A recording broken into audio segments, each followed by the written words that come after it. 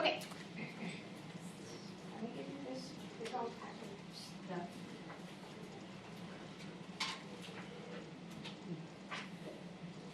Oh.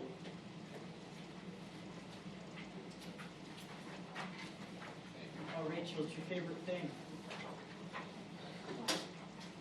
Sine, cosine, and tangent.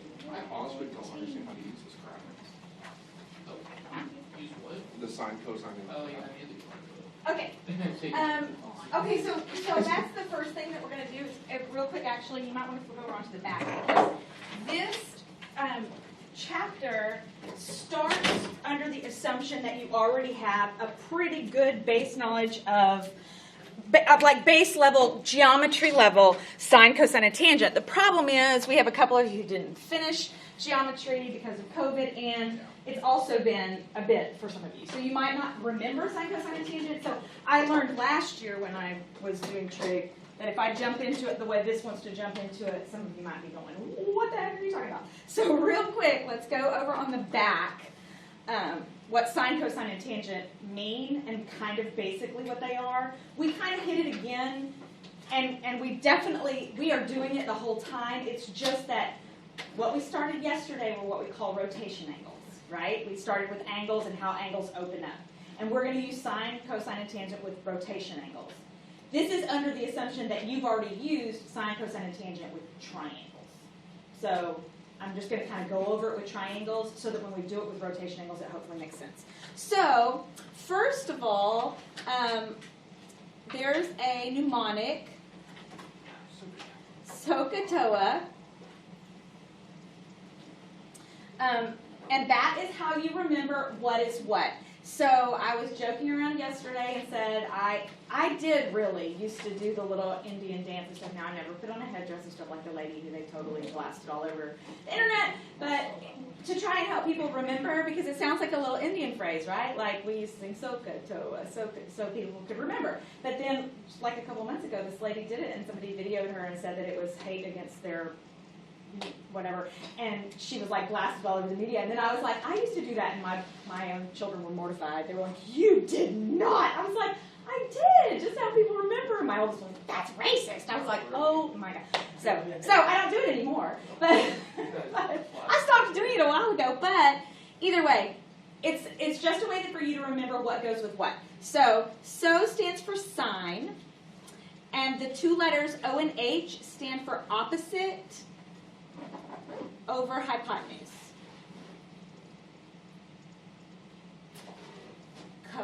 Ca stands for cosine, and that's adjacent over hypotenuse.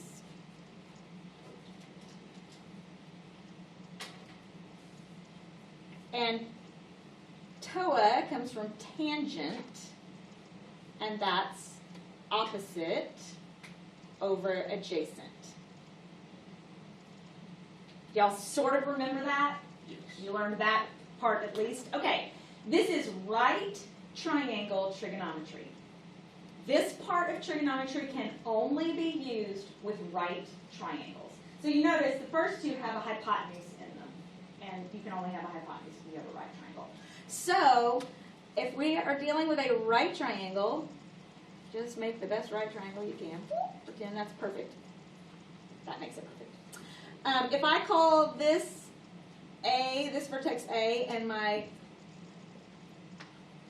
90-degree angle B and my other angle C, then in trigonometry, the angles we use capital letters, the sides we use lowercase letters. And the lowercase letter, and I should have put it up like Pythagoreans, but oh well, I didn't, so there you go. The side is across from the angle. So if this is big A, little a is across from it. It's like looking across. Oh, there's my partner. And big B looks across to little b, and big C looks across to little c. Is everybody okay? Mm-hmm. All right, so the hypotenuse is easy to identify because it's always across from the 90-degree angle. It's the longest side of the triangle. So that one's easy. You should always be able to identify your hypotenuse. Then opposite and adjacent. Adjacent means touching. So in order to be adjacent to a vertex, it has to actually touch that vertex, and it can't be the hypotenuse. because the hypotenuse is already something. So it's the other piece that touches the angle that's not the hypotenuse. In order to be opposite, it's not touching the angle. It doesn't touch the angle at all. You're standing at the angle looking across, and that's the opposite piece. So if I were going to ask you what the sine of, and by the way, when we abbreviate sine, we abbreviate it as sin, but it's not sin. That's a mortal thing against God's law. It's not that. It's sine, and it's always sine, even if you leave the E off of it, because it's just an abbreviation for sine. So don't go somewhere and say sin, because then they'll be like, who taught you that? Okay, so if I'm standing at angle A and I'm looking for sine of angle A, I am looking for opposite over hypotenuse. So on this little triangle, that would be little a over little b. Is everybody okay so far? Y'all remember this? Okay, so if I'm looking for cosine of angle A, which we just use COS, I'm standing at angle A, and I need the adjacent piece. So that's the piece that's actually touching angle A, but that isn't the hypotenuse. So that would be C over B. And then tangent of angle A is opposite over adjacent. So looking across at the opposite, that would be A. The adjacent piece is the piece that I'm touching, so that would be C. Oh, you're fine. Is everybody okay? Okay, so, and I can do the same thing for sine of angle C. Opposite of C would be C. The hypotenuse is always B. Cosine of C is adjacent over hypotenuse. And tangent of C is opposite over adjacent. I cannot find sine, cosine, and tangent of angle B, because angle B is the right angle, and the opposite piece is the hypotenuse. So there is no sine, cosine, and tangent of the 90-degree angle. Now, don't misunderstand me. There is sine, cosine, and tangent of a 90-degree angle, but not in a triangle. Wait, why did you say with this one? Because if I'm standing at B, the opposite piece is B, and that's your hypotenuse. So it can't be opposite and hypotenuse, so you cannot use the 90-degree angle when you're trying to set these up, when you have a triangle. Okay? All right, so that's basic. Now, flip to the front. Now we'll start where they want us to start. Okay, so now we're going to do it in terms of our rotation angle, which means that there is no actual triangle. You have to create the triangle, which is where we get to what we were talking about yesterday. You always draw back from your terminal side to the x-axis. So you're going to draw a vertical line to the x-axis and make a triangle so that you can use sine, cosine, and tangent. So with that in mind,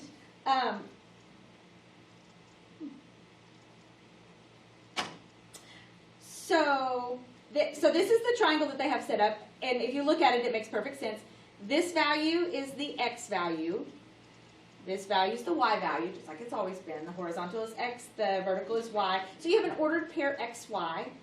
And then the radius, that comes from Pythagorean theorem, x squared plus y squared. But they just went ahead and figured it out for us. So this is how you find the radius. Radius equals the square root of x squared plus y squared.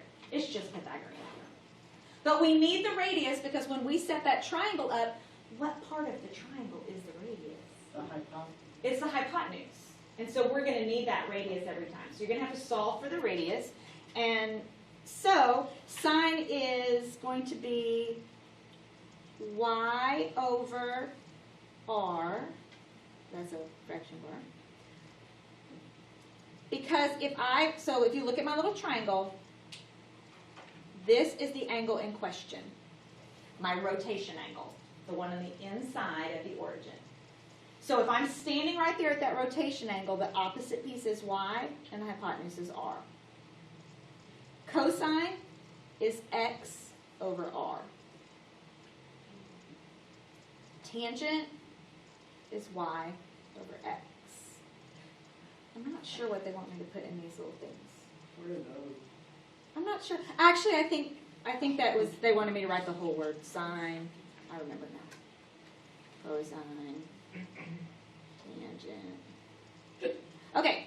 So sine, cosine, and tangent, there are major three. And if you look on your calculator, those are the ones that are on your calculator. Right here. Sine, cosine, tangent. They're on your calculator right there. So those are the major three. Those are the ones that you used in geometry. You have a pretty short little unit on it in geometry. Pretty useful unit though. There are three more. They are the inverse. I shouldn't say that, they're not the inverse. They're the reciprocals of the ones that are already up here. So the first one, I'm going to switch colors, is the first one they wrote here is cotangent. Cotangent is the reciprocal of tangent. So it's x over y. This next one is secant. Secant is the reciprocal of cosine. So it's going to be r over x. And cosecant is the reciprocal of sine.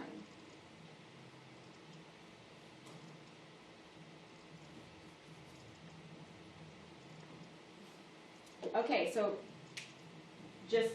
there's a reason why the names are crazy like they are, and we'll get into that a little bit more later, but the way that you can remember this is that what goes with what?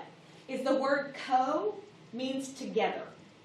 So you can't have two co's, because that co is saying I'm together with something. You can't have a co and a co, okay? So tangent and cotangent go together. That one makes perfect sense.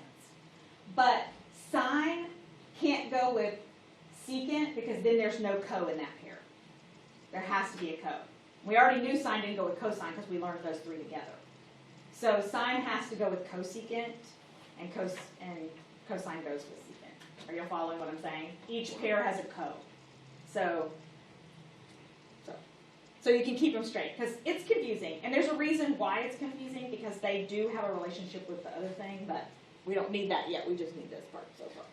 Okay, so now we're going to take what we did yesterday combined with what we just reviewed for today and kind of put it all together. So suppose that the terminal side of a rotation angle K, passes through the point -3, 4. So they want us to draw an angle K in standard position. So first we're just going to plot -3, 4. And then we're drawing our line.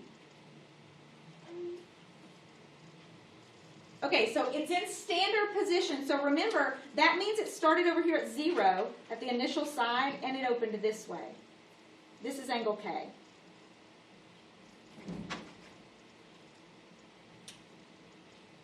Oh, that's cool. But I don't need that angle necessarily. That is the angle in question, but that's not the angle I'm going to use, because I am going to draw from my point back to the x-axis and make a reference triangle.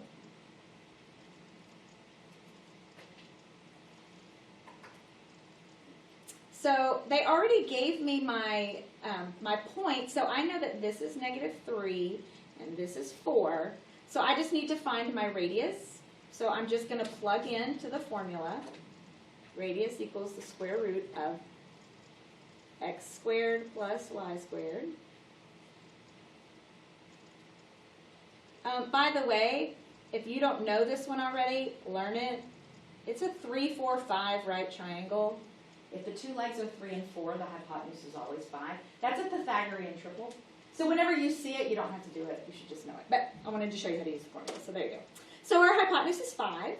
So if we're going to do sine of angle K, so even though this is angle K, remember this is my reference angle. So this is what I'm using. Opposite over hypotenuse would be 4 over 5. Adjacent over hypotenuse would be -3 over 5. Tangent is opposite over adjacent. Once you have the first 3, you can just flip the others over. So cotangent is just tangent upside down.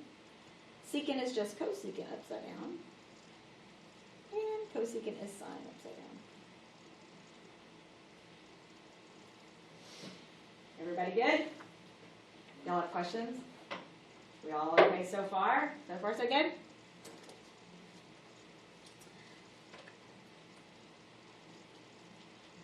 This is just explaining everything we already talked about, that you can draw reference triangles, about the adjacent leg and the opposite leg. For rotational trigonometry for right now,